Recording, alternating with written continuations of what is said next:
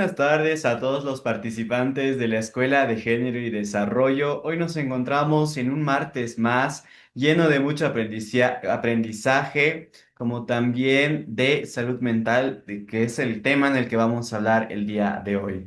Muy buenas tardes a todos, bienvenidos nuevamente a la Escuela de Género y Desarrollo. Retomamos nuestros talleres virtuales como cada martes a partir de las 18:30 de la tarde.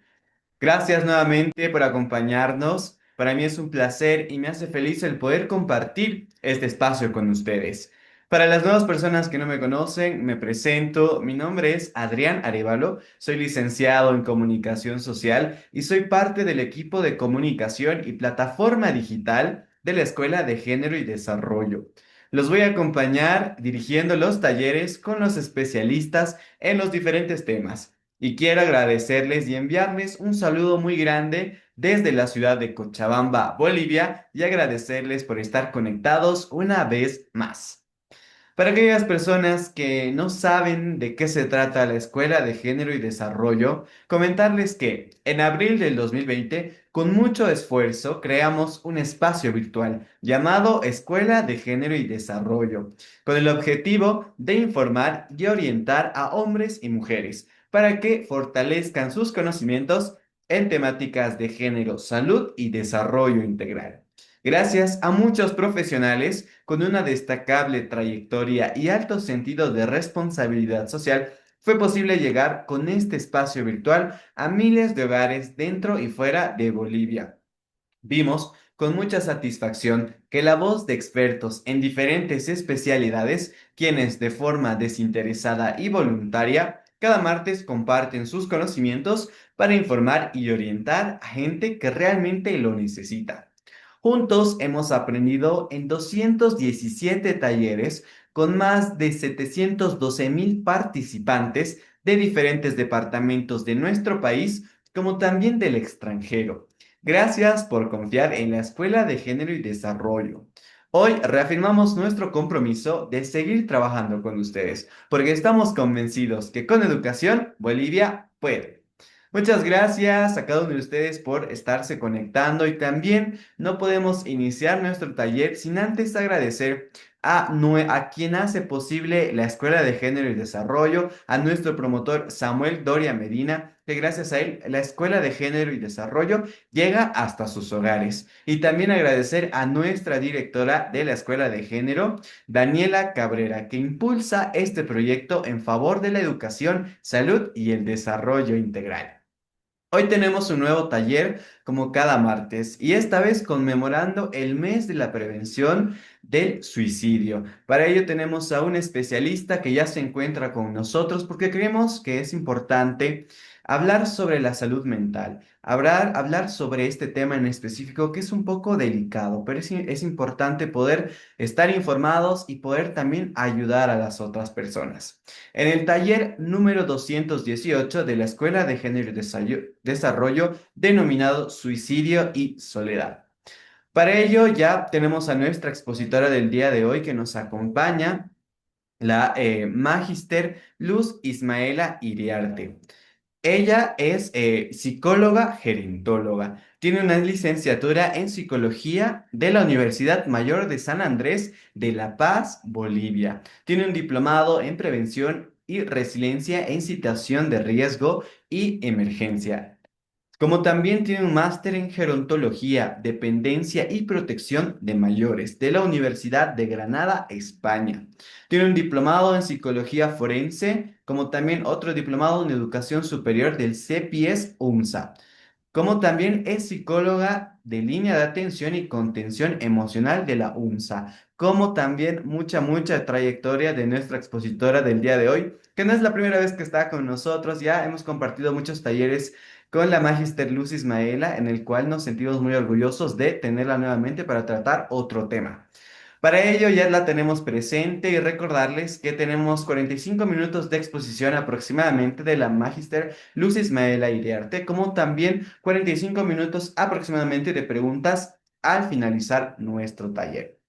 Para ello, por favor, le pido a la Magister que pueda encender su cámara, como también encender su micrófono, para que podamos iniciar con este taller. Ahora sí, ya la tenemos. ¿Cómo está? Muy buenas tardes, Magister Luz. Bienvenida nuevamente y el taller es suyo. Muy buenas tardes, muchas gracias por el espacio. Antes de iniciar pues con el taller del día de hoy, bueno, me ha hecho una gran presentación aquí Adrián, muchas gracias. Bueno, es importante, ¿no? Que cuando vayamos a ser parte de estos talleres de formación y más que nada de conocimiento de algunas temáticas que de repente sí están siendo muy viralizadas en redes, se han sensibilizado, pero también se están llegando a normalizar. Tenemos que buscar espacios en los cuales haya profesionales, especialistas en el área que nos puedan brindar no solamente lo que vemos en redes o algunos consejos, sino algo de ciencia, algo desde nuestra profesión que aporta a la sociedad. Entonces, y más, bueno, ya les han comentado cómo vamos a manejar un poco la sala. Sí he visto que están muy activos en lo que son los comentarios y en el chat de la sala. Entonces, igual les pediría que si hay alguna duda o consulta, como vamos a tenerla al final de la exposición, pues la puedan ir poniendo ahí para que no se les olvide o la puedan registrar en algún otro lugar y así podamos también tener un momento muy retroalimentativo en cuanto a lo que es las preguntas al finalizar. Voy a compartir pantalla y empezaremos adelante con nuestro taller.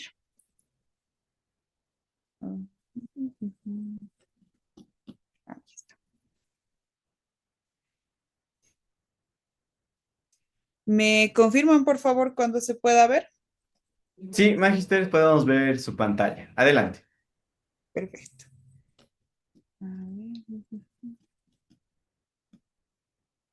Ahí estamos. Bueno, recordando y conmemorando que el 10 de septiembre hemos hablado y bueno, en todo el mundo se habla mucho de lo que es el suicidio, la prevención y algunos signos de alerta, de repente a dónde acudir, qué hacer y demás. Pues el día de hoy vamos a hablar del suicidio y la soledad. Si bien vamos a definir lo que es el suicidio, vamos a hablar de ideaciones suicidas, el modo suicida, que es lo que actualmente nos menciona la terapia cognitivo-conductual, y también cómo el suicidio se puede manifestar las primeras alertas, tanto en niños como en adolescentes jóvenes y en otra población vulnerable que actualmente está siendo olvidada y que creemos que no se pueden llegar a suicidar porque ellos tienen otra manera de suicidarse. Estamos hablando de los adultos mayores, que es justamente una de las áreas en las cuales yo tengo mi especialidad. Y bueno, la otra variable que vamos a revisar el día de hoy es la soledad. Si bien no es la única causa por lo cual las personas pueden intentar atentar contra su vida, pues es una de las más importantes, ya sea en cualquier etapa de la vida. Vamos a empezar entonces con unas frases que me han parecido interesantes poderlas tener antes de iniciar, como por ejemplo, que nadie se suicida para acabar con su vida, sino que lo hace para acabar con el dolor. De repente, nosotros dentro de nuestro conocimiento, sé que aquí debe haber muchos profesionales, expertos en el área, de repente, personas que han conocido a alguien, todos tenemos un conocido que se ha quitado la vida, que de repente la veíamos también, lo veíamos también y después de un tiempo nos enteramos que ya no está. Entonces, debe haber algo que ha pasado, esto no es de un día a otro porque el dolor que lleva la persona que quiere suicidarse no sale de la noche a la mañana. Es algo que se va pensando primero que se va sintiendo, luego que se va pensando, posteriormente se va a construir la idea, se va a planificar y por último se lleva a cabo. También recordar que si bien quieren acabar con el dolor, muchas veces los intentos de suicidio, que no son lo mismo que los suicidios, no terminan, no se consuman. Entonces, de repente la persona va a terminar con mayor dolor que con el que ha empezado esta idea de quitarse la vida. Hablar del suicidio no induce al suicidio. Hablar del suicidio es comenzar con la prevención. Es por esto que es importante que en estos espacios vayamos desestructurando esos esquemas mentales que a veces como sociedad tradicional que somos todavía la boliviana, sé que están viéndome de otros lugares del mundo, de otros países, pero de repente cultura boliviana todavía hay unos tabús, estereotipos, de hablar sobre la muerte, sobre el suicidio, sobre esta última etapa, porque es una etapa más de la vida, así como nacemos, vamos a morir, pero de repente el componente que no se acepta todavía es el quitarte la vida. Entonces, a veces, y me ha tocado escuchar como psicóloga, que te dicen, no hables de esas temáticas, más allá que sea del suicidio, ¿no? Porque estás induciendo, estás metiendo las ideas en la cabeza a las personas. Y en realidad es todo lo opuesto, porque quienes trabajamos con la neurociencia, tenemos conocimiento de cómo se van procesando los esquemas y las conceptualizaciones en nuestra mente, sabemos que aquello que no se menciona, que aquello que queda como un tabú, llegado el momento, nos llama mucho más la atención. Entonces, lo que tenemos que hacer es hablar de esta temática, pero hablarla desde el conocimiento científico, no solamente desde una naturalización, como que típicas frases de algunos adolescentes que me ha tocado atender, que es que si mis padres no me compran el nuevo celular, me voy a suicidar. Ahí no estamos hablando de una ideación suicida o demás, porque ya vamos a ir viendo que los componentes de la ideación suicida y luego el acto como tal no viene de un comentario así tan simple, sino que es un proceso. Entonces, para evitar estas alarmas, alertas y este mal manejo incluso de este suceso tan fuerte que puede acabar con la vida de la persona, que puede porque no siempre se consuma, como les decía, entonces tenemos que empezar a hablar. Y una vez que empecemos a hablarlo, haya una ida y vuelta de ideas, de comentarios, se establezcan políticas públicas, que al final creo que es lo que necesitamos nosotros como país, es que se vaya trabajando todo esto, más allá de, yo qué sé, condenar o seguirle un proceso a una persona que no ha consumado el suicidio. Tal vez tendríamos que hablar de políticas públicas que atiendan mucho más a las necesidades de la salud mental de las personas, que acceder a una consulta psicológica no sea solamente de manera privada o que el seguro acá, por ejemplo, en Bolivia no nos cubra una atención psicológica de primeros auxilios, por ejemplo. Porque cuando tú vas a emergencias en alguna de nuestras cajas o de incluso la parte pública, no tenemos atención psicológica de emergencias, por ejemplo, y deberíamos tenerla porque el suicidio es una emergencia, es una de las demandas sociales y de salud pública a nivel mundial. Entonces, al hablar de esto, nosotros como sociedad civil también pues vamos a tener que empezar a demandar a nuestros gobernantes, a diferentes instancias que se esté haciendo algo por esto. A partir de eso, pues vamos a iniciar y vamos a hablar del suicidio. Estos datos que tengo acá son de manera general a nivel mundial, lo que no significa que no sean importantes. Por ejemplo, cada año más de 720,000 personas fallecen por suicidio. Y acá no están registradas las personas que han intentado suicidarse y no lo han logrado. El suicidio es la tercera causa de defunción entre las personas de 15 a 29 años. Este dato me parece importante porque siempre se asocia al suicidio con la adolescencia o la juventud. Pues datos así tan fehacientes y tan marcados, por ejemplo, de población adulta mayor, no he encontrado, porque vamos a ir viendo que las características de los intentos de suicidio y del suicidio en los adultos mayores es diferente y casi de estadísticas no se tiene. El 73% de los suicidios ocurren en países de ingresos bajos y medianos.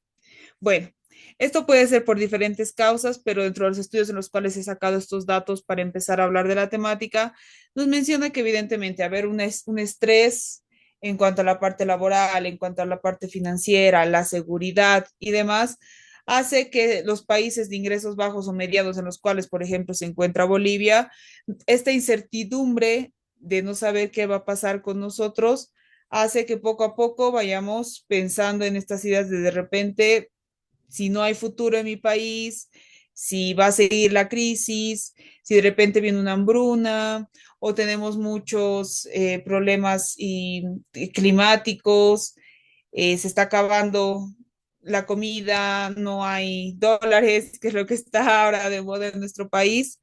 Entonces, todo eso va afectando una sensación, una situación de estrés, de ansiedad, de incertidumbre, que puede ir potenciando algún tipo de ideación suicida. No siempre, como les digo, no podemos generalizar, pero sí es lo que mencionan los estudios. Las causas del suicidio evidentemente son múltiples, no podemos hablar solamente de una causa como que es esa, por ejemplo, la edad. A medida que madura la persona, deja de pensar en suicidarse. De repente no es así. Tal vez a medida que vamos madurando, vamos pensando más bien y dándole mayor detalle, intencionalidad y letalidad, que son los conceptos que vamos a ver también, para que el suicidio sí se consume. Bueno, va a incluir siempre factores sociales, culturales, biológicos, psicológicos y también ambientales que están presentes a lo largo de la vida. Otro dato importante que mencionaban los estudios es que por cada suicidio, muchas más personas intentan suicidarse. O sea, las 720,000 personas que fallecen al año por suicidio, de repente son 2 veces más, 3 veces más el número de personas que han intentado suicidarse. No tenemos registro de esto, entonces, pues queda ahí todavía como una idea suelta. Ay, perdón, perdón.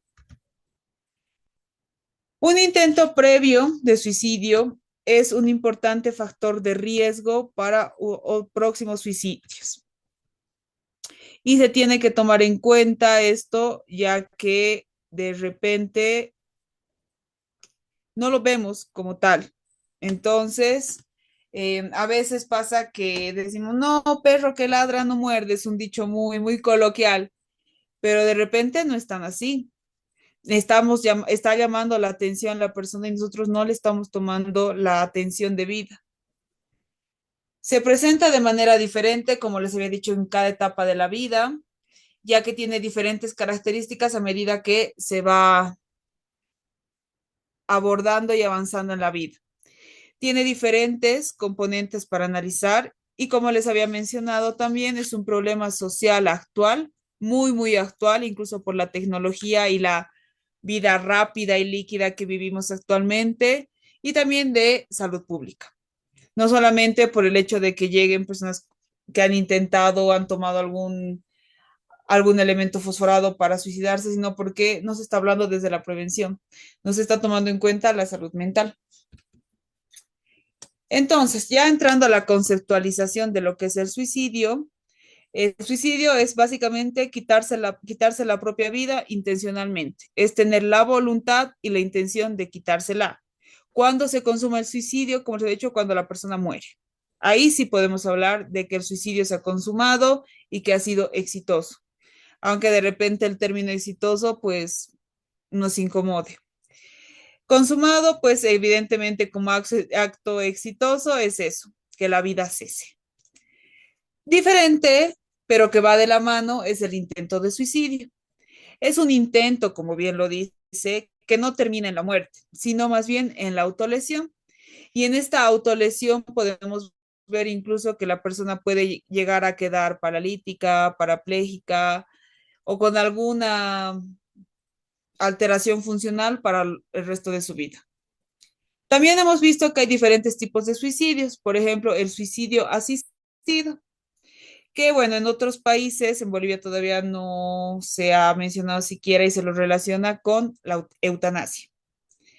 O también en algunos países se lo menciona en relación a, por ejemplo, cuando el individuo, ya sea un personal médico, sea un experto en el área, ayuda a provocar la muerte de otra persona, proporcionándole los medios, la información, un lugar seguro. Hay muchos países de Europa que actualmente tienen aprobada la ley de eutanasia y no diría que la llevan con éxito, pero sí está, como está legislada, o sea, está dentro de la normativa. Cuando uno tiene la idea de querer cesar su vida, pues no es tan fácil.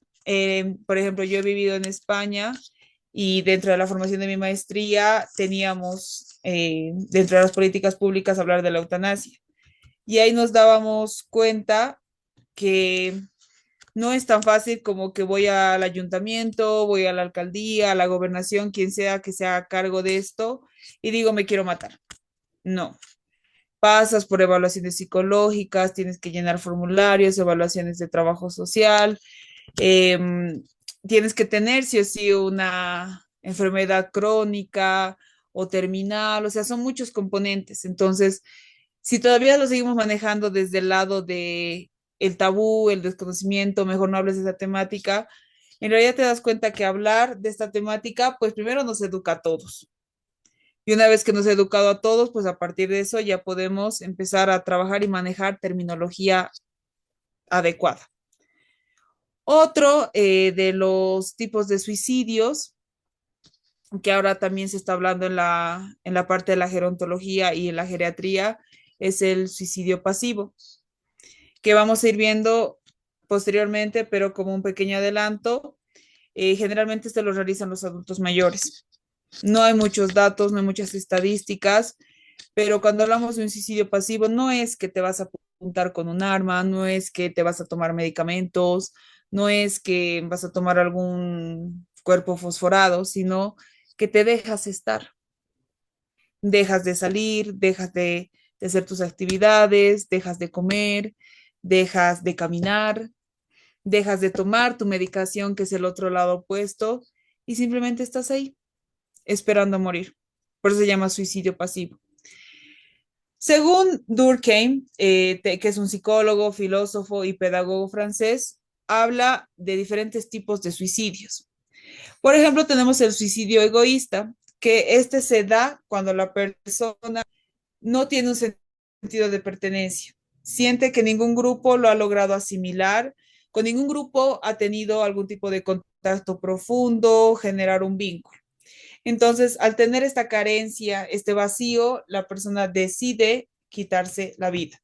No es algo, como les decía, que se decide de un día al otro, y en realidad es como la sumatoria de diferentes situaciones, de diferentes acontecimientos en la vida de la persona que le hacen percibir, que es una palabra bastante interesante, que no pertenece.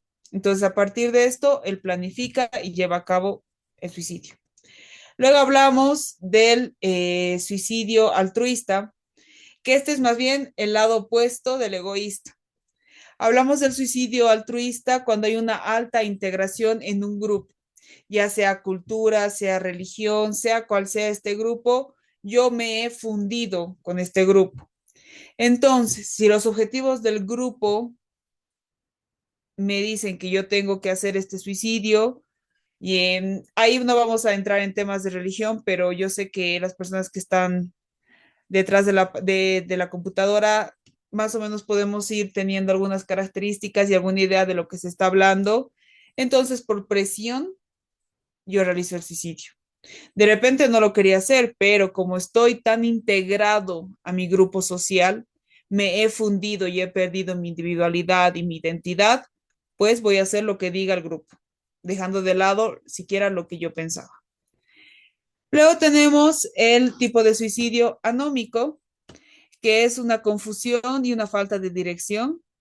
De repente esto se puede asimilar cuando estamos en la etapa de la adolescencia y vamos entrando a la juventud, en el que no sabemos qué vamos a hacer. Hay algunos jóvenes que están viendo y probando a ver qué pasa, o de repente no hay límites.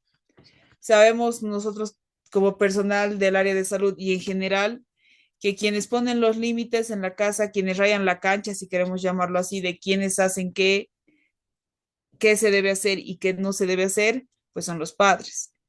Entonces ahí pueden añadirse otras características culturales, que si no hay nadie en la casa, pues ¿quién va a rayar la cancha? Independientemente de si en la casa no hay nadie porque han salido al trabajo, porque de repente hay abandono, porque es una familia monoparental, sea cual sea la característica, no hay nadie en la casa que raye la cancha. Entonces, al no haber límites, la persona como tal, no importa que no sea adolescente, puede ser un adulto que ha ido desarrollándose a lo largo de la vida. Entonces, al no tener límites, hay una confusión moral, qué es lo que está bien, qué es lo que está mal. hasta dónde puedo ir, de repente no hay valores, no hay principios, que básicamente son los pilares de la personalidad y de nosotros como seres humanos. Entonces, al no haber una directriz y evidentes momentos de decepción, como no hay límites, yo creo que el mundo me debe algo o de repente siento que todo es para mí. Hay algo o alguien que corta esa creencia y hay la decepción, la frustración. Entonces, al no haber nuevamente esa base sólida que le permita a la persona afrontar y continuar con su vida, porque todos hemos sufrido una decepción, nos hemos frustrado por diferentes percepciones que teníamos, ideas que habíamos ido formando que al final no habían sido. ¿Cuál es la diferencia? Que al no tener estas personas los mecanismos de afrontamiento necesarios, el apoyo, la atención, la escucha activa o siquiera la empatía de otra persona, entonces empieza a planificarse el suicidio. Por último, tenemos el suicidio fatalista, según Durkheim, que es el bloqueo del futuro. Eh, Aquí no hay esperanza. Es preferible morir a seguir viviendo del modo en el que vive. De repente no es un modo de vida muy, no sé, o sea, no es tan malo su modo de vida, pero la percepción nuevamente que tiene la persona es que sí es fatal. Entonces, a partir de esto, él decide quitarse la vida. No le importa cómo sea, siquiera si no va a salir bien. O sea, lo que él quiere es dejar de vivir la vida que está viviendo. Punto. Puede ser incluso porque tengo una vida tan presionada, con tanto estrés, con tanta responsabilidad encima, que incluso hasta la disciplina lo puede llegar a estrangular. Así como el hecho de que no haya límites hace que caigas en un limbo, el hecho de que tengas unos límites muy rígidos, que para nada se pueda modificar, que tengas una disciplina que te ahoga, también hace que puedas ir pensando en quitarte la vida, porque en cualquiera de los dos extremos no estás disfrutando de tu vida. O sea, cualquier cosa que pase va a ser mejor que la vida que estoy llevando. Esa idea también vayamos teniéndola a lo largo de la sesión para que podamos de alguna manera entender qué es lo que va pasando cuando una persona va pensando en el suicidio. A partir de esto, pues, desde la terapia cognitivo-conductual, se han desarrollado diferentes estudios en los cuales se habla, por ejemplo, del modo suicida. Según la terapia cognitivo-conductual, este modo suicida no es un rasgo de personalidad, no es la extroversión, no es la introversión, no es la abertura a la experiencia, no, pero sí es un estado mental que se activa ante situaciones específicas. Es como nuestros recursos que tenemos. O sea, si alguien viene y nos cuenta una situación muy triste, nosotros inmediatamente no nos ponemos a reír, sino empatizamos con la persona y, bueno, evidentemente nuestros rasgos cambian de más comprensión, más seriedad y obviamente van a empezar a venir ideas de contenerlo, de preguntarle si necesita algo. Entonces, ese es un estado mental, no es un rasgo de personalidad ese tipo de actitud que tenemos hacia la persona que viene y ya sea que nos cuente que está triste o que está muy feliz. Lo mismo pasa con este modo suicida. Y bueno, entonces, ¿qué pasa con este modo suicida? ¿Qué lo potencia? Pensamientos rígidos y centrados únicamente en la única alternativa que es el suicidio. No veo otras alternativas como, por ejemplo, no sé, hablar con mis padres, dejar el trabajo que me tiene ahogado, de repente terminar una relación que no funciona, buscar espacios de escucha activa, intentar reconstruir mi interior. No buscamos nada de eso. La persona cuando está en modo suicida, lo único que ve y como la luz al final del túnel es el suicidio. Y además, como no solo somos pensamientos, las emociones también van a empezar a fluctuar. Y a partir de esto se intensifica la desesperanza, la tristeza, la agitación, la ansiedad y el vacío. Entonces, si mis emociones me dicen que no tengo nada, que todo se va a poner peor, que empiezo a agitarme y digo tengo que hacer algo y que mi futuro es agónico, que es básicamente la ansiedad, obviamente yo voy a empezar a trabajar más en la cognición para ir planificando mi suicidio. Y luego viene la conducta, que se van a orientar a la preparación o al riesgo suicida. Aquí hablamos, por ejemplo, de ir planificando. ¿Qué es mejor? Que de repente me quiten la vida en la casa o vaya a un lugar más lejano, con qué quiero quitarme la vida, cómo quiero hacerlo, y ahí hablamos de la intencionalidad y la letalidad. La letalidad es cuán efectivo va a ser el método que yo voy a desarrollar para quitarme la vida, que lo logre al 100%, y la intencionalidad, por ejemplo, se analiza en cada intento de suicidio cuán intencional ha sido. O sea, si yo lo hago en el centro de la ciudad, en mi cuarto, en mi edificio y estando mis padres afuera, de repente no va a ser tan intencional porque voy a tener una ayuda oportuna, si es que se entera. Diferente a que yo esté desaparecido una semana, me vaya a un lugar muy lejano, ahí de repente la intencionalidad sí va a subir. Entonces hablamos de que hay la triada de las emociones, los pensamientos y las conductas dentro del modo suicida. Y también desde las neurociencias, que es básicamente ver qué pasa con nuestro cerebro ante diferentes situaciones, pues nos hablan de la corteza prefrontal. La corteza prefrontal, en facilito, es aquella encargada de planear, flexibilizar, organizar, brindar alternativas en todas las situaciones que vivimos. Esta corteza sí es la que más va a tardar en desarrollarse entre los 20 y los 25 años, dependiendo de las experiencias que hayamos tenido y de la formación, pero ella es la primordial para cuando vamos a decidir hacer algo, porque nos permite focalizar, como analizar las alternativas, analizar cómo tengo que ir construyendo todo y que al finalizar esta organización se lleve a cabo. También es la que encargada de flexibilizar el pensamiento. Si a mí me han dicho en mi casa, no, así siempre se hace todo, de repente cuando yo voy creciendo me llega nueva información. Entonces la parte de la corteza prefrontal es la que va a ayudar a asimilar esta información nueva, a acomodarla y de alguna u otra manera hacer más flexibles mis esquemas. Que no solamente lo que me han enseñado o lo que me han ido repitiendo es lo que se va a consumar, sino que puedo ir cambiando. ¿Qué pasa cuando estamos en modo suicida? Todo esto se reduce. O sea, no va a haber un pensamiento flexible, no voy a tener una planificación clara de qué es la otra opción que tendría. Como no hay más alternativas, entonces, si se reduce esta planificación y demás, incrementa el modo suicida. También hablamos de la amígdala, que junto a los circuitos de estrés que vienen desde las glándulas suprarrenales, que van a secretar el cortisol, se hiperactiva. Entonces estamos muy estresados, estamos muy ansiosos, estamos hipervigilantes. Entonces, evidentemente, esto va a hacer que nuestra percepción, nuestra cognición, vaya planificando situaciones totalmente catastróficas, en las cuales la única solución es la muerte. Y también nos menciona que puede haber algún componente de antecedentes genéticos y familiares, experiencias previas en la familia, porque sabemos que toda la información a medida que vamos creciendo se va quedando. De repente no de manera consciente, pero sí se va quedando. Entonces es importante tener en cuenta esto como antecedente de una anamnesis, por ejemplo, si vamos a iniciar terapia o vamos a iniciar algún tipo de contención. Y también hay algún tipo de alteración en los receptores de la serotonina.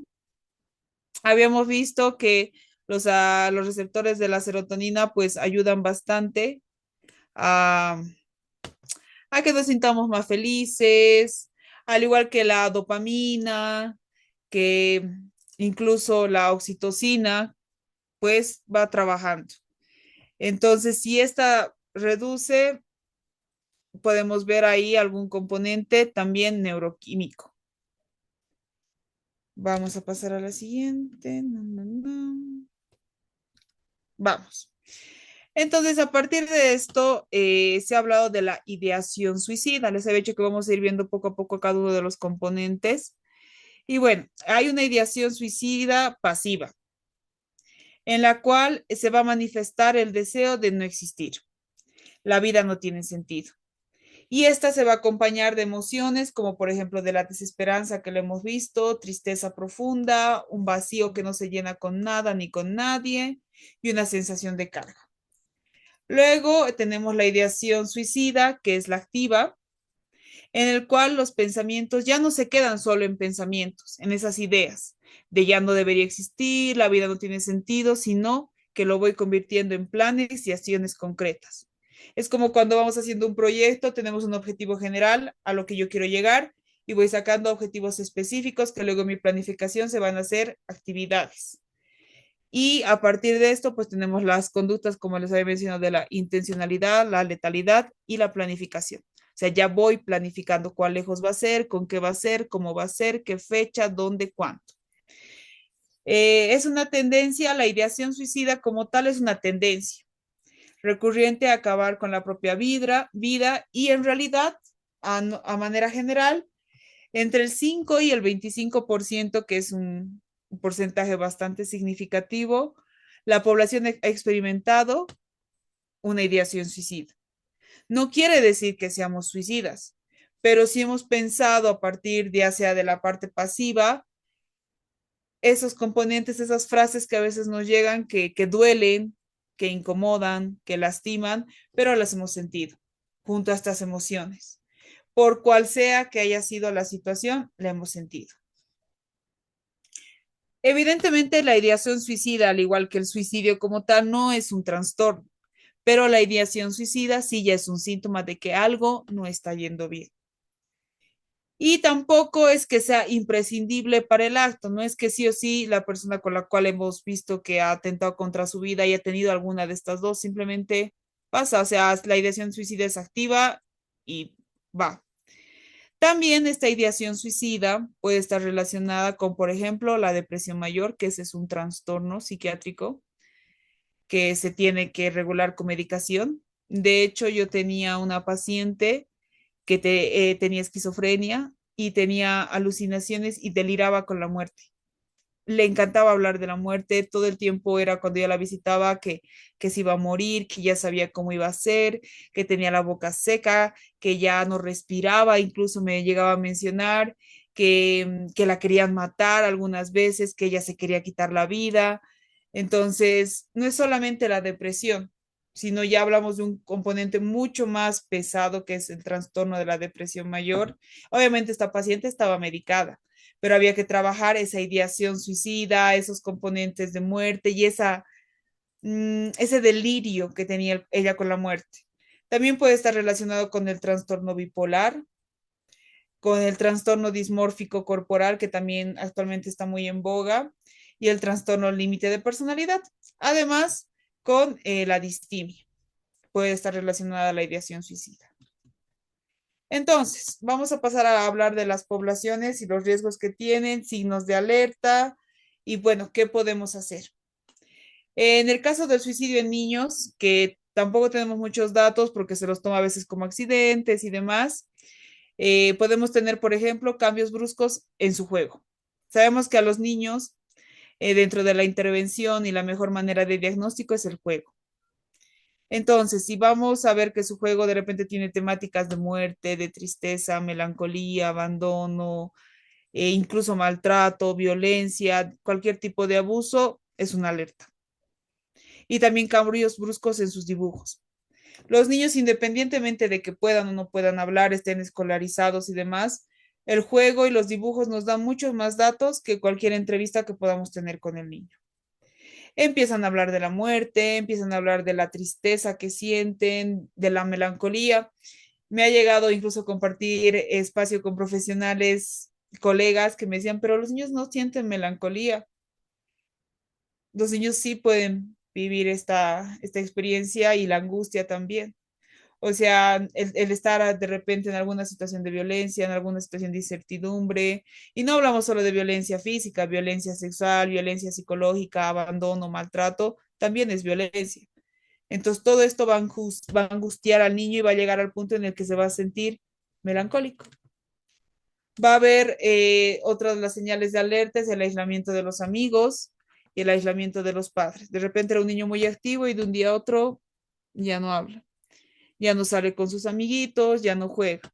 Y aquí también entra otro componente que es el bullying, que si bien podemos decir que está muy de moda, en realidad no es que esté de moda, sino que es una temática que también demanda atención en el caso de los niños, porque todavía son muy frágiles. Y al no tener desarrollados la corteza prefrontal, pues tanto el niño que agrede como el niño que es agredido no está teniendo en cuenta la gravedad de lo que está haciendo. En el caso de suicidio con niños puede haber frases como, por ejemplo, mejor si no existiera, si no hubiese nacido, soy una carga. Vamos a ver que este es un factor común en diferentes etapas de la vida. Entonces, ¿qué podemos hacer? Primero, escuchar al niño, trabajar desde el juego, trabajar desde sus dibujos, validar sus emociones. No podemos intentar decirle a una persona y queremos que se abra con nosotros y decirle, em, ya está, no te sientas así. Por ese lado no podemos empezar. Tenemos que empezar por el hecho de escuchar y entender que lo que le está doliendo, de verdad le está doliendo. Y bueno, buscar un profesional. Si nosotros como padres, como profesor, como amigos, incluso hemos visto que algo no está bien con nuestro compañero de clase, que algo no está bien con nuestro alumno, tenemos que buscar un profesional. De repente sí podemos hacer la contención primera, escucharlo, ver qué es lo que está pasando, qué es lo que lo angustia, pero luego se tiene que trabajar esto. No podemos dejarlo solamente ahí con ya todo va a pasar. Tenemos el suicidio en adolescentes y jóvenes. Hablamos de las señales de alerta, por ejemplo, las autolesiones, el famoso cutting. Situaciones a menudo de despedida, como ya cuando yo no esté, esto se va a cerrar, cuando yo ya no viva, va a pasar todo lo mejor. Y también actualmente se ve estas situaciones de despedidas o algunos reels que se pueden compartir mediante el uso de las redes sociales. Algunos trends que se van haciendo de despedida, que si bien pueden ser esporádicos una vez, pero si la persona, el joven, el adolescente lo va haciendo continuamente, es un llamado de alerta inmediato. Consumo de drogas o alcohol como anestesia, no precisamente como una adicción o como un gusto, sino que como no puede vivir la realidad, no puede soportar la vida que está viviendo, entonces prefiere anestesiarse. Sentimientos de carga, vacío, un futuro incierto y de paso se le añade a los adolescentes y jóvenes que no hay proyecto de vida. Si yo no sé qué voy a estudiar, qué quiero hacer de mi vida, si en algún momento me voy a casa, o sea, algún proyecto, algo que te motive a levantarte por las mañanas. Si el joven o adolescente no tiene esto, está como perdido, más fácil que empiece a ver que obviamente el futuro no tiene nada para él si él no está preparando algo para poder desarrollar. Frases como da igual, no hay futuro, ¿para qué nací? ¿Y qué hacemos entonces? Es atender al llamado y a las señales, conversar sin juicios, las personas que hemos trabajado con jóvenes, con adolescentes, los tabús, las barreras, esos límites de aquí no se habla de esas temáticas, tienen que desaparecer. Tienen que entender los jóvenes y los adolescentes que cuando trabajan con personal del área de salud mental no van a ser juzgados, que todo lo que vayan a decir va a ser escuchado, va a ser validado y va a ser en pro de la recuperación o del trabajo propio de la persona. Debemos crear un espacio seguro y evidentemente, como les decía, debemos buscar a un profesional que nos pueda ayudar. Hablando del suicidio de los adultos mayores, pues tenemos señales de alerta como una sensación de carga, la inutilidad, el sentirse un estorbo. Incluso hay algunos mayores que manifiestan que son un gasto insulso ya para la familia y que están olvidados. Si bien son los que no son los que menos lo intentan, sí son los que más lo consuman. En realidad no es que ellos no lo intenten tanto como un adolescente o como un joven, pero sí sus métodos son más efectivos. Por eso les decía que en realidad no solo los adolescentes y los jóvenes piensan en suicidarse. Esas ideaciones van a lo largo de la vida y cuando llego a ser mayor y me he jubilado y de repente ya mi vida no tiene sentido, entonces ya he llevado un proceso que hace que cuando yo consume el acto sea exitoso.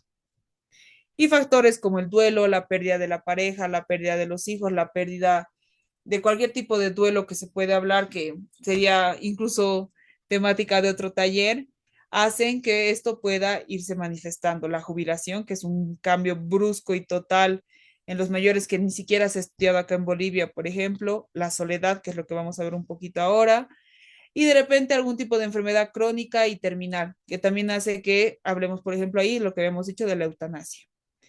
¿Qué es importante? Entonces, no normalizar a la tristeza por la edad, no decir, porque estás viejito, que incluso es discriminación por edad, es normal que estés triste, que ya no quieras salir de la casa, que no quieras hacer nada, es normal, es parte de la edad. Atender a los cambios de humor. Estás chocho. O es parte de la medicación. Tenemos que entender que algo ahí no está bien y escuchar. Y también atender a los cambios de conducta. De repente no quiere comer, como habíamos hablado del suicidio pasivo, no quiere ya movilizarse, ya no va a tomar más la medicación, decide dejarse estar. ¿Qué hacemos entonces cuando tenemos todas estas señales de alerta en un adulto mayor? Conversaciones empáticas, generar nuevamente espacios seguros, hablar sobre el tema del suicidio, porque ya de repente con un joven, con la idea y que tienes de que de repente en realidad lo estás motivando, con un adulto mayor sí puedes hablar, porque se supone que ya ha vivido una vida, tiene una experiencia, tú no le vas a enseñar que sí, que no, que es bueno, que malo, porque ya está bastante estructurado y su pensamiento además es bastante rígido, lo único que podemos hacer es intentar hablar del tema. Y desde la parte física, pues si no quiere tomar la medicación y demás, controles médicos, controles de la medicación y siempre es buscar a un profesional que nos pueda ayudar. Como les había dicho, pues la otra variable de nuestro taller del día de hoy era la soledad. La soledad no es solamente estar solo, como me han dicho en algunos talleres, es un macro concepto que va a inmiscuir conductas, actitudes, culturas y culturas tradicionalistas o de tradición e individualistas que se van desarrollando a lo largo del mundo. Tradicional es nuestra cultura, la boliviana, en el que todavía el vínculo familiar está estable, el padre de familia se esfuerza toda su vida por conseguir un terreno, construir una casa de diferentes pisos para cada uno de los hijos y que el vínculo se mantenga estrecho. Mientras que en culturas individualistas, que ya podemos hablar de Estados Unidos, podemos hablar de Europa o de algunos países de Centroamérica o acá nuestros vecinos, pues es como que ya va entendiendo la familia que poco a poco tienen que irse separando, ya sea por oportunidades académicas, por oportunidades laborales, y que el núcleo como tal no se va a quedar al centro los papás y alrededor los hijos, sino de repente va a estar mucho más lejos la situación y eso se va asimilando de mejor manera. Entonces, de repente, quien sufre más de soledad, porque ese es otro componente, el sufrimiento de la soledad, son las personas que son más tradicionales, las que pensaban que iban a envejecer con sus hijos al lado. Diferente a las personas que hemos asimilado que llegado el momento nos vamos a tener que separar. Cuando la soledad de verdad es un problema, cuando se le relaciona con el sufrimiento, con el malestar y con la incomprensión, además del abandono, el rechazo, el vacío, el alejamiento y el aislamiento. Podemos hablar de dos tipos de soledades. La soledad objetiva, que es como lo más claro, que es una decisión propia en la cual yo quiero estar solo. Entonces, como es un sentimiento agradable, no genera malestar. No va a haber problema. Disfruto de mi soledad, de esos espacios en los cuales yo estoy solo para mí. Y luego está la subjetiva, que esta bien puede ser impuesta o bien puede ser por abandono, por rechazo, y es un sentimiento desagradable. Por lo tanto, esta subjetiva sí afecta a la persona. Como yo no me siento bien estando solo, yo quiero compartir, quiero conversar, quiero vivir mi vida con alguien y al no haber esto, ese sentimiento desagradable aparece. Entonces ahí hablamos de la soledad no deseada.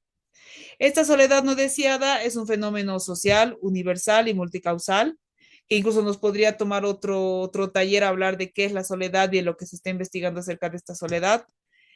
Es multicausal, como les decía, ya sea por abandono, ya sea por decisión propia, sí va a generar un malestar psicológico cuando es no deseada, cuando yo no la he buscado. Y en realidad, como habíamos ido viendo el día de hoy en el taller, tanto la soledad y el suicidio tienen una palabra en común, que es la percepción. Hay una percepción de discrepancia entre las relaciones, entre la expectativa que yo tengo en la relación, la expectativa del otro, la expectativa de la situación, la expectativa del mundo hacia mí, y como esa expectativa, esa percepción no se cumple, se trunca, hay una discrepancia, entonces ahí aparece el malestar psicológico, que bien puede ser la soledad o bien puede ser ya iniciar con una ideación suicida, que no va a ser tal cual simple como se los menciono, pero para medios didácticos va por ahí. ¿Qué hacemos entonces con toda esta temática que hemos ido desarrollando ahora? Pues tenemos como factores de riesgo, evidentemente, un resumen, vamos a hacerle todo lo que hemos visto, intentos previos, presencia de alteraciones en el ánimo, historias de trauma, abuso, violencia, sea cual sea este tipo de violencia, aislamiento y duelo. Tenemos que tener en cuenta las señales de alerta, frases como quiero desaparecer, no puedo más, hay cambios bruscos de ánimo, abandono de rutinas, ahí hablamos de las actividades de la vida diaria, si era una persona muy activa que le gustaba salir y de repente empieza a aislarse, es una señal de alerta. O bien está viviendo soledad, o bien hay algún tipo de ideación suicida, o estamos en el modo suicida. Conductas de despedida, empezar a hacer algunos cierres, o el otro lado, ¿no? Conductas temerarias, tomar riesgos, ser más impulsivo, que al final pueden buscar cesar la vida de manera no tan consciente y buscar métodos. Ahora con la ayuda de la tecnología, que no vamos a satanizarla, pero sí encontramos de todo en las redes. Factores protectores, pues tenemos vínculos afectivos disponibles y seguros. Les había hablado de espacios seguros en los cuales no se juzga, se escucha, se valida y se contiene. Y el acceso a la atención en la salud mental. También un factor protector es tener sentido de vida y propósito. Si yo tengo algo con lo cual yo quiero proyectarme y dejar huella en este mundo, difícil que piense en suicidar. Más allá de que pueda frustrarme, más allá de las decepciones, tengo un algo por qué luchar. Entonces ese algo me va a motivar de alguna manera. Tenemos también la espiritualidad, no vamos a dejar de lado y hablar de cualquier tipo de religión, pero tener una creencia que promueva la vida también de alguna manera es un factor protector. Habilidades de afrontamiento y de regulación emocional y también el desarrollo de la resiliencia. Si bien va a haber situaciones que a todos nos van a golpear, que a todos nos van a sacar de nuestro espacio de confort, como les decía, la diferencia está ahí de en realidad quién tiene más habilidades de afrontamiento y quién no. Y quien no tiene debería tener la oportunidad de poder adquirirlas para no terminar con su vida. Entonces, ¿cómo ayudar desde el primer contacto a una persona que o bien está hablando de suicidarse, ya ha tenido varios intentos, o de repente a la familia que queda? Debemos escuchar sin juzgar ni minimizar. Debemos validar el sentimiento y el sufrimiento, además de las emociones de la persona que se está abriendo con nosotros. Recurrir ante un profesional necesario ante alguna de estas alertas que sea repetida en el largo del tiempo, además de empatía y atención y lo que es la regulación emocional. Si bien en el cole no nos han dado matemáticas, nos han dado matemáticas más bien dicho, y no nos han dado inteligencia o regulación emocional, pues hay espacios que sí te pueden ayudar. Y si no hay espacios, siempre hay profesionales que estamos formados para poder ayudarte a fortalecerte. Ya para ir finalizando, pues me gustaría mencionarles, como hemos iniciado, una frase en la cual la salud mental y la prevención del suicidio requiere del esfuerzo de todos como sociedad. No solamente es de del gobierno actual, no solamente es de las políticas públicas, no solamente es de la salud, no solamente es de los medios de comunicación que actualmente juegan un papel primordial, no solamente es de la sociedad civil, de los amigos, es de todos. Si todos empezamos a hablar de esta temática, no normalizándola, pero sí informándonos y empezando a generar esa conciencia social, es mucho más fácil trabajar y prevenir los suicidios. Sin más, pues eso sería todo dentro de mi parte. Muchas gracias por haber estado atentos y pendientes a lo que les he ido mencionando. Ahí está mi número de contacto, también mi correo y pues muchas gracias por el espacio a la Escuela de Género y Desarrollo. Muchísimas gracias a la Magister Luz por acompañarnos el día de hoy en un nuevo taller hablando sobre lo que es la salud mental, sobre la prevención del suicidio y también la soledad. Muchísimas gracias, Magister. Estoy seguro que todos los participantes que se han conectado el día de hoy han podido captar y poder retribuir y compartir esta información. Ahora vamos a dar paso a las preguntas, por favor, a las personas que se encuentran conectados en nuestro Zoom en el que estamos ahorita, por favor, levanten la mano para que podamos habilitar su micrófono, por favor. Y también para las personas que se conectan desde nuestro en vivo en Facebook, pueden dejar sus comentarios. Ahora sí, vamos a dar inicio con las preguntas, por favor, Magister, y vamos a habilitar el micrófono de la psicóloga Marcela Oñate. Muy buenas noches, Marcela, ¿desde dónde se conecta y cuál es su pregunta, por favor? Sí, buenas noches desde Quito, Ecuador. Muy sucinta la exposición, clarísima. Sin embargo, en mí quedó una interrogante, a pesar de que somos psicólogos y estamos, los que trabajamos en esa línea, estábamos altamente sensibilizados. Sí golpea cuando es alguien cercano. Entonces, ¿cómo hacer a la psicóloga? ¿Cómo hacer para... No es mi dolor, es tu dolor, pero te acompaño? En un caso específico, una amiguita mía empezó, era el día de su cumpleaños, nadie fue, a nadie invitó, solo a mí. Entonces en ese día empezó a regalarme cosas, tomando en cuenta que yo era muy alta, ropa. Y ese día me dice, Marcelita, quiero que duerma conmigo. Ella ha sido como mi mamá, mi protectora a nivel laboral. Le dije, bueno, entonces en eso ella me declara la carta. O sea, ya no era solo ideación suicida. Y me dice, Marce, si usted no venía, yo ya tenía planificado algo. Entonces ahí ya se me vino el chip de psicóloga, empecé a sacarle y esa noche fue la más larga y eterna de mi vida porque decía, si me descuido, ella se mata. Al día siguiente, en efecto, vi la carta, estaba destinada a mí. Y al otro día cancelé todas mis consultas y lo primero que hice es, mira, acompáñame, tengo que atender a un cliente en tal lado, un usuario, y le llevé a una consulta psicológica. Desde ahí ella está con, ¿cómo es? Con psicología.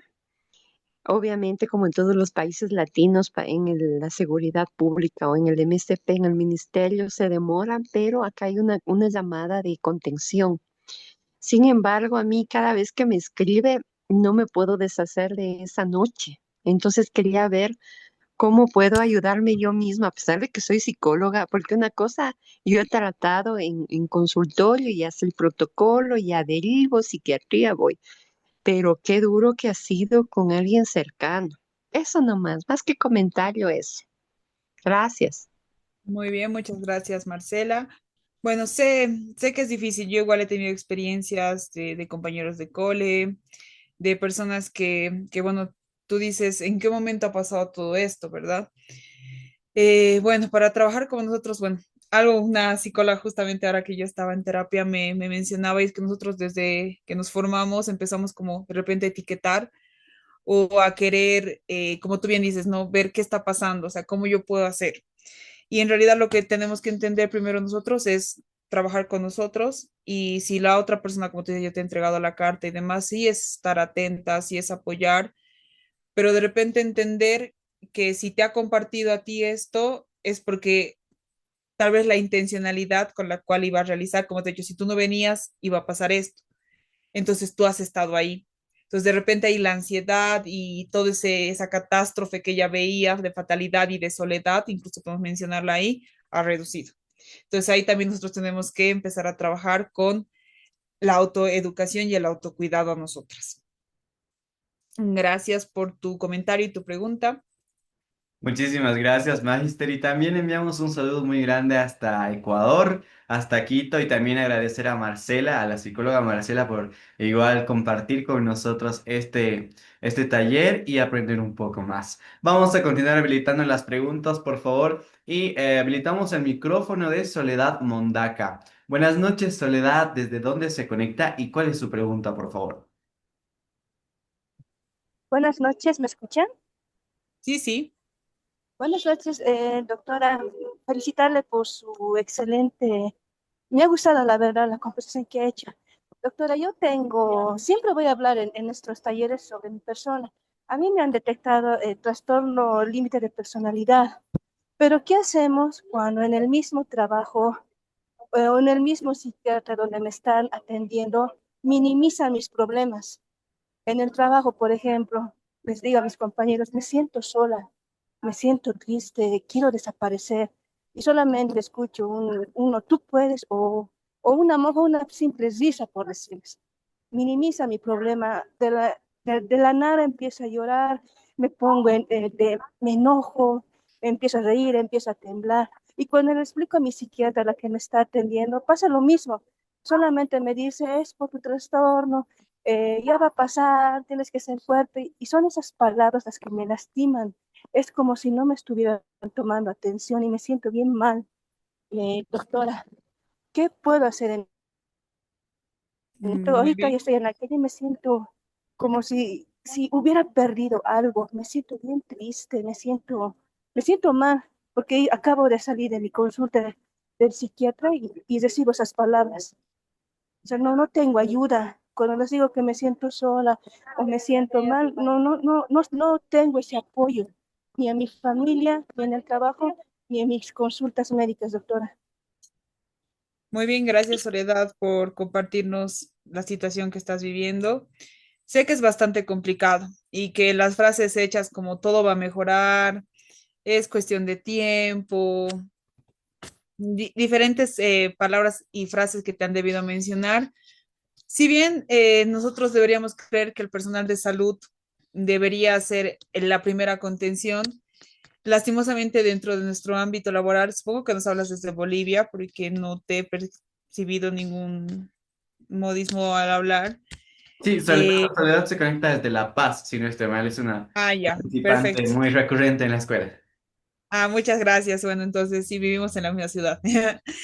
Es bien complicado, entonces ya te puedo hablar con más certeza. Atender a la parte de salud mental está saturada. No es excusa, no es como para lavarse las manos los médicos, pero entendemos que nuestra salud pública está mal, está mal. Entonces, un médico dentro de algún seguro, ya sea de la salud pública, tiene 15 minutos para atenderte. Y en esos 15 minutos tiene que ver cómo estás, tiene que intentar hablar contigo y en esos 15 minutos tiene que hacer el cierre. Y ese cierre a veces no se llega a ser bueno, como por eso que te decía, bueno, es tu percepción. Ahora, volvemos a esa palabra de la percepción. En tu caso, Soledad, tú sabes cuál es el síndrome que tienes diagnosticado. Entonces, a partir de eso, tú también puedes empezar con la psicoeducación, con el autocuidado, conocer más acerca de este trastorno, qué es lo que provoca, qué es lo que produce. Por ejemplo, esos altibajos y esa labilidad emocional, deberíamos saber que está presente. Entonces, no significa que, porque está presente, entonces lo voy a hacer. No, sino saber que hay momentos en los cuales voy a estar en profunda tristeza y tener preparado mis mecanismos de apoyo. Yo no puedo esperar que el otro me lea la mente, que el otro diga, Soledad debe sentirse ahora así, teniendo en cuenta que tú ya tienes un diagnóstico previo. Entonces, en esa labilidad emocional que tú vives, lo primero es educarnos a nosotros mismos, no esperar que el otro me entienda, no esperar siquiera que el médico lo comprenda, porque a veces los médicos nos ven como enfermedades con patas. Entonces tenemos que empezar desde nosotros a autocuidarnos, Soledad. Es lo que te podría decir y nuevamente, como visto el día de hoy en nuestro taller, la percepción de lo que yo creo que debería ser y de lo que es, eso nos genera mucho malestar que cuando uno dice, bueno, lo que tengo es esto y con esto voy a empezar a trabajar por mí, para mí y para reducir esos problemas y ese malestar que tenemos en cuanto a las situaciones que me vas comentando, Soledad. Muchas gracias por tu comentario y vamos, hay que educarnos. Muchísimas gracias, Magister. Ahora vamos a trasladarnos rápidamente a nuestra plataforma de Facebook porque Pardo Segarra Daniel bueno, le hace una pregunta, Magister, y dice, hola, una pregunta, si un abuelo se quitó la vida, ¿esta tendencia suicida puede ser heredada en la familia genética? Nos pregunta Daniel. Muy bien, muchas gracias, Daniel. Bueno, espero que nos estés siguiendo todavía en Facebook. Bueno, en realidad más que heredar la conducta suicida, porque es como hablamos del cáncer, tenemos un 15, un 20% de poder heredarlo por la hebra antigua que viene, es una exposición muy complicada de biología. Más que heredar, es el hecho del patrón que ha hecho que el adulto mayor se suicide. De repente, la comunicación no es buena en la familia. De repente hay alto grado de sufrimiento, de soledad, no hay redes de comunicación. Entonces, si esos componentes se heredan generación tras generación, evidentemente ese vacío, esa soledad, esa ideación suicida se va a presentar, más allá que sea por genética, es porque nosotros somos seres biopsicosociales.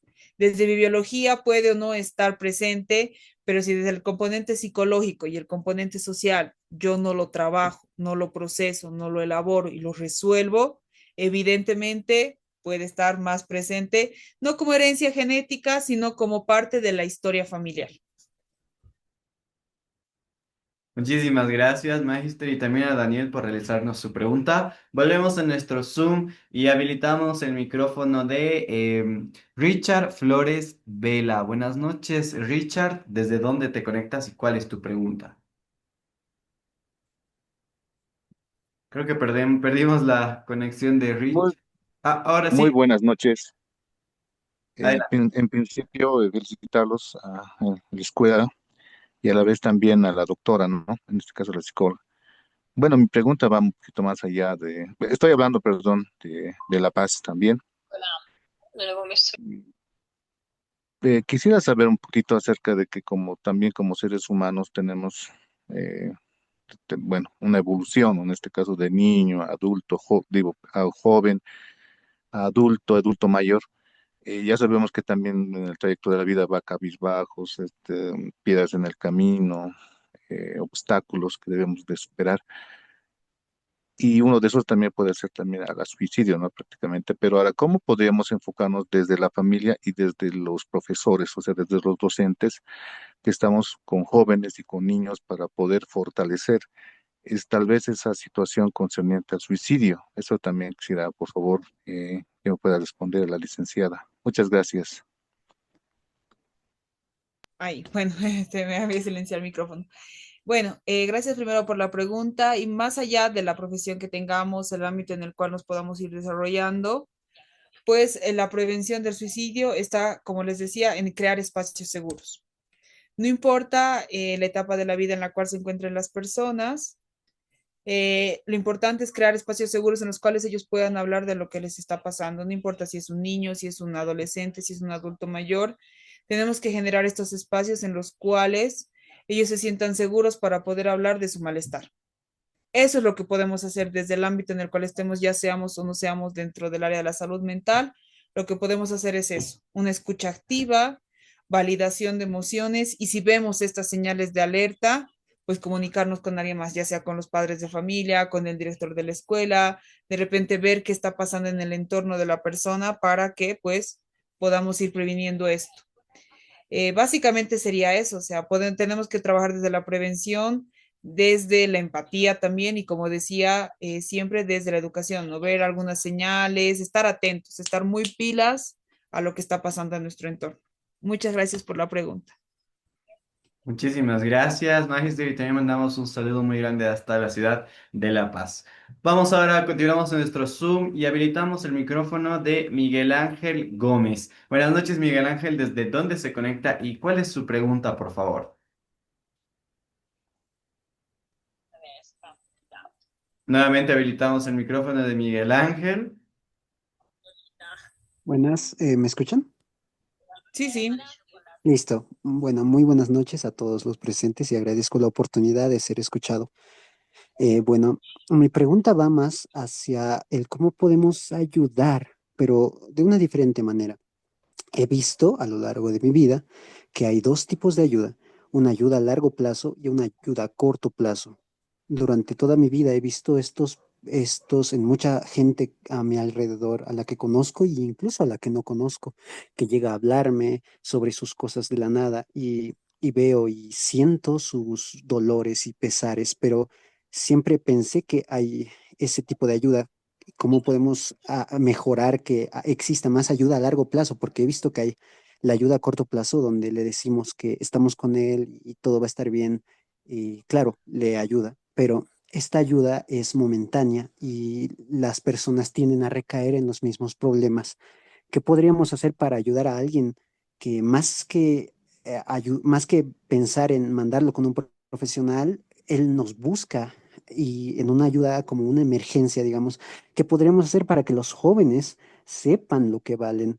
Porque durante toda mi vida he tratado de impulsar estos en todos los lugares a los que voy, y así como profesional en todos los lugares a los que voy, ¿qué podríamos hacer para que los jóvenes sepan lo que valen, que todos podemos ser mejores y que estamos aquí por algo? Porque ese es un problema grande, como lo explicó usted, que las personas bueno, en algunos momentos y en algunos tipos de suicidios, las personas tienden a pensar que no están aquí por nada o que ya no tienen por qué vivir. Enseñarles el poder de ser más fuertes, que no están solos, mostrarles el poder de nunca rendirse o que siempre van a contar con alguien, pero sí hay casos extremos de soledad, lo comprendo, pero ¿qué podríamos hacer para ayudar así o que sea a largo plazo? Porque hay muchas personas que, si bien van con profesionales, los profesionales van con profesionales o van con amigos, qué sé yo, esta ayuda tiende a ser momentánea porque la persona, y esto me lo ha dicho una persona que tenía estos problemas, la persona no siente que lo entienden o no siente ser escuchada porque le dicen justamente esto, le dicen estoy contigo y demás, porque siente que la única persona que puede entenderle es sí mismo. Y es correcto, claro, pero ¿qué podríamos hacer? Quizá no es muy comprensible lo que quiero hacer, pero hay un viejo refrán que dice, dale a una persona un pez y comerá un día, enséñale a pescar y comerá toda su vida. Bueno, esa sería mi pregunta. Muy bien, muchas gracias, Miguel Ángel. Claro que se ha entendido a lo que te refieres.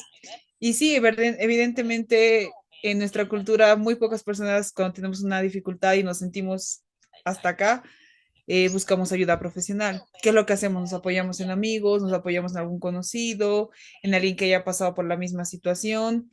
Y no está mal. Como tú bien dices, esta primera intervención de emergencia ayuda, porque de repente la persona no necesita que empiece a hablar de muchas situaciones que lo están lastimando y solo necesita contención, un poco de contacto, un abrazo. Como primera ayuda va perfecto. Pero entonces ahí nosotros, ¿qué tenemos que hacer, Miguel Ángel? Nosotros tenemos que ayudar a que la persona primero solicite la ayuda, porque nosotros podemos estar ahí para darle un abrazo, para contenerlo y demás, pero lo básico para que una persona, digamos, quiera cambiar es que tenga la necesidad de cambiar, porque hay personas que solamente se quejan, se quejan, se quejan, se quejan, se quejan, se quejan, se quejan. Tú les prestas muchas opciones, alternativas, si eres o no profesional del área de salud, lo haces, pero a la persona no le interesa mejorar, lo que quiere es quejarse. Entonces también tenemos que aprender a diferenciar eso. Ahora, si verdaderamente es una persona que no sabe qué hacer, a dónde requerir o qué hacer, entonces lo que podemos hacer ahí es nosotros apoyarlo y motivarlo a que continúe con este autoconocimiento, con esta autoformación. Nosotros como personas podemos decirle, yo hasta aquí como amigo te puedo ayudar. Ahora yo sé que puedes realizar este tipo de intervención en otro lugar con otro profesional. Entonces ahí es donde nosotros, sin la necesidad de estarlo acompañando, incluso de llevarlo a la terapia, de hacer terapia con él, lo que estamos haciendo es empezar a que ese mecanismo y ese pensamiento rígido que tenga empiece a modificarse y dice, ah, bueno, si me lo ha dicho él, que esta persona que en la cual confío, en la cual me ayuda y demás, entonces puedo ir flexibilizando todo esto. En el caso de los adolescentes es un componente muy difícil de tratarlo, pues por toda la química y modificaciones que van teniendo, generalmente estos pensamientos de nadie me entiende, nadie me comprende, pasa. Entonces, si son pasajeros, es solo contener. Y en todo caso, como hemos visto, si estas señales de alerta se van incrementando, pues ahí es donde ya nosotros nuevamente tenemos que decir, hasta aquí yo como amigo, como persona que te acompaña, puedo ir. Ahora yo te puedo brindar este espacio, yo conozco este otro lugar donde hay un personal, un profesional que te va a poder ayudar. Entonces ahí nosotros estamos haciendo esa consolidación de que primero ha confiado en ti, ha hecho un vínculo seguro contigo y luego tú con este vínculo seguro, cuando ya no puedes más, pasas la batuta. Y créeme que la persona lo va a hacer. ¿Por qué? Porque tú, que eres un eje de confianza, le ha brindado este espacio. Entonces, ahí nosotros consolidamos esta atención de emergencia rápida a algo a largo plazo. Gracias, Miguel, por tu pregunta. Muchísimas gracias, Magister, y también a Miguel por realizar su pregunta. Rápidamente nos trasladamos a nuestro Facebook Live, porque bueno, una pregunta anónima de un perfil anónimo nos hace una consulta, Magister, y nos pregunta, una consulta, me detectaron depresión, pero el psicólogo que me atiende en las sesiones solo me recalca que por lo que estoy pasando es todo mi culpa, y que si sigo así, destruiré a mi familia. ¿Esto es verdad? ¿Y cómo puedo hacer para cambiar esto? Gracias, Daisy. Muy bien, bueno, no sé qué psicólogo será el que lo está atendiendo, pero evidentemente dentro de lo que menciona, sí hay algunas verdades y algunas no tan verdades. Verdad es que si él no sigue en ese camino y hasta donde ha llegado, sí es parte de experiencias y decisiones que ha ido viviendo. No es que sea su culpa, evidentemente, pero sí ha tenido mucho que ver en el momento en el que está ahora. ¿Dónde hacemos el clic? Cuando yo decido dejar todos esos pensamientos fatalistas y demás y continuar con mi vida. Lo que no es tan verdad es que vaya a destrozar su vida, la vida o su vida o la vida de sus familias, no lo considero como tal. De repente sí le aconsejaría que busque otro profesional de otra corriente, que sí, evidentemente, esa persona que nos ha escrito la pregunta tiene que asumir su posición de ser que ha decidido llegar a donde está, sí, pero a partir de ese ser que es decidido, que es autónomo, que es independiente, puede empezar a modificar si esta persona quiere. Por eso siempre depende de uno mismo modificar lo que sea que esté viviendo. Gracias por la pregunta. Muchísimas gracias, Magister. Rápidamente nos quedamos todavía en nuestra plataforma de Facebook y Marle Loza tiene una consulta. Buenas noches, excelente taller. Soy docente y tuve el caso de una estudiante la cual empezó a hacerse cutting. Se escapó de su casa y sufrió una vejación. Luego de ya años, ella quiso quitarse la vida. ¿Cómo la podríamos ayudar o qué consejos le podríamos dar a los padres en este caso? Nos pregunta el Magister. Bueno, en el caso de la historia y el recorrido que hace, ya hay un tiempo de proceso. Entonces, nosotros como personas, amigos, compañeros, consejos, ahí ya nos sirve.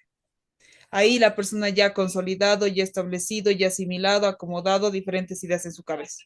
La única persona que puede trabajar eso es un profesional, entrando ahí y sacando todo aquello que ha ido consolidando por años, sacarlo poco a poco. Y como consejo para los padres es simplemente la atención, vínculos seguros, escucha activa y estar presentes. Nuestros jóvenes de lo que más se quejan ahora es de la gran libertad que tienen. Entonces es el estar presentes en casa. No hablamos de cantidad de horas, sino de calidad de presencia. Muchas gracias por la pregunta. Muchas gracias, Magister. Y vamos a responder rápidamente en nuestro Zoom y unas dos preguntas más que nos han llegado a nuestro Facebook. Habilitamos el micrófono de Nadia Solange Peñaranda. Muy buenas noches, Nadia. ¿Desde dónde se conecta y cuál es su pregunta, por favor? Buenas noches, estoy desde La Paz. Adelante, adelante, Nadia. Bueno, mi consulta es la siguiente. Eh, bueno, no sé si la depresión o la ansiedad también pueden ser hereditarias. Mi mamá sufría de depresión y bueno, nosotros como hijas, yo tengo una hermana también y a veces somos personas muy deprimentes, o sea, nos deprimimos muy rápido. Entonces, no sé si también eso de alguna manera yo podría haber heredado a mi hijo, porque yo tengo un hijo adolescente y lastimosamente a veces yo lo noto con síntomas de ansiedad y depresión. Y, y si fuese así, yo como mamá soltera, porque yo soy madre soltera, y a veces pienso que también eso afecta mucho, digamos, a la salud mental de mi hijo. Entonces, como mamá soltera, no sé cómo podría hacer para que mi hijo no sienta la ausencia de su papá. Yo quisiera ser padre y madre para él, pero a veces es difícil y complicado. Pero ¿cómo pudiese yo ayudarle a él para que no se sienta solo y para que esa soledad que siente, esa tristeza que siente, ese vacío que muchas veces yo lo noto, porque Él no me lo dice, pero ¿cómo puedo yo ayudarlo, por favor? Gracias.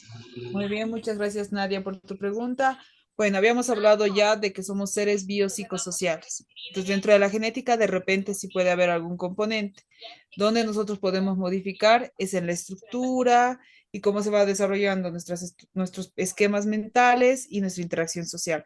Si la mamá ha presentado depresión, no significa que de manera inmediata tú vas a presentar y tus hijos y los hijos de los hijos de los hijos. No, sino que podemos ir modificando algunas conductas que sí de repente nos hemos acostumbrado a vivir en una casa un poco de bajo ánimo, de poca conversación, de un ritmo más lento de vida. Lo primero que podemos hacer es ir cambiando esto, modificando esto. Ahora, tú me comentas que percibes que tu hijo de repente también tiene estos tipos de características. Si tú lo percibes, volvemos a la palabra del día de hoy, que es la percepción. La percepción, como bien lo decían, es solo un sentido más, o sea, me puede engañar. Entonces, si yo veo algunas características, hay espacios donde yo puedo corroborar si estas mis percepciones son verdaderas. Y en el caso de la otra variable que me mencionas en cuanto a que eres madre soltera, actualmente esto ya no debería generar ningún estrés. Evidentemente sí, podemos hablar de que hay la ausencia del padre y demás, pero si no se ha manifestado y tú misma me lo has dicho que tú lo ves, pero él no te ha comentado, entonces de repente estamos haciendo solamente a partir de la percepción. ¿Qué puedes hacer ahí? Es visitar a un profesional que valore al joven y a partir de esto, de repente hacer una comunicación entre ustedes para que no solo se quede en percepciones y él te manifieste sus necesidades y tú también. Y así puedan ir a una comunicación más allá de solo quedarnos en percepciones. Como te digo y te repito nuevamente, no es una condena que se va a repetir generación tras generación que una persona haya tenido depresión. Lo que sí es que yo mantenga todo lo que ha pasado para que esto se vaya manteniendo. Muchas gracias, Nadia, por tu pregunta. Muchísimas gracias, Magister. Y vamos a responder la última pregunta de nuestro Zoom, que Nieves Canaviri Choque levantó la mano. Por favor, Nieves, ¿desde dónde se conecta y cuál es su pregunta, por favor? Hola, ¿me escuchan? Adelante, Nieves, sí, te escuchamos un poquito, me leo. Buenas noches, hablo del departamento de Potosí. Excelente el curso de hoy día. Bueno, la pregunta es la siguiente. Bueno, según el personal de salud, ¿no? En hospitales, centros de salud o etcétera, mm, podría decirse, ¿no? Según nosotros, personal de salud, hacemos digamos, un diagnóstico pequeño, ¿no? Valorando o evaluando cómo ingresan y cómo salen, digamos, después de la internación, ¿no? Pero la siguiente es, doctora, nosotros como personal de salud, ¿cómo deberíamos llevar, digamos, esta valoración y evaluación? Porque es decir, el paciente puede entrar con un episodio depresivo desde afuera ya, ingresando al hospital, lo cual no va a llevar una buena recuperación, ¿no? Porque si tenía ese caso ya de depresión ya entrando, digamos, va a empeorar, ¿no? Según esto, ¿cómo podríamos manejar nosotros eso así como personal de salud? Esa sería mi pregunta. Muy bien, muchas gracias, Nieves. Bueno, ahí nos has mencionado que sí, evidentemente va a entrar y una persona al sistema sanitario de repente con alguna depresión, con algo que nosotros no conocemos. Dentro de la anamnesis que se debería llenar, yo sé que esos son protocolos que de repente a veces no se cumplen por la urgencia, por la falta de personal, por la falta de tiempo, X motivos.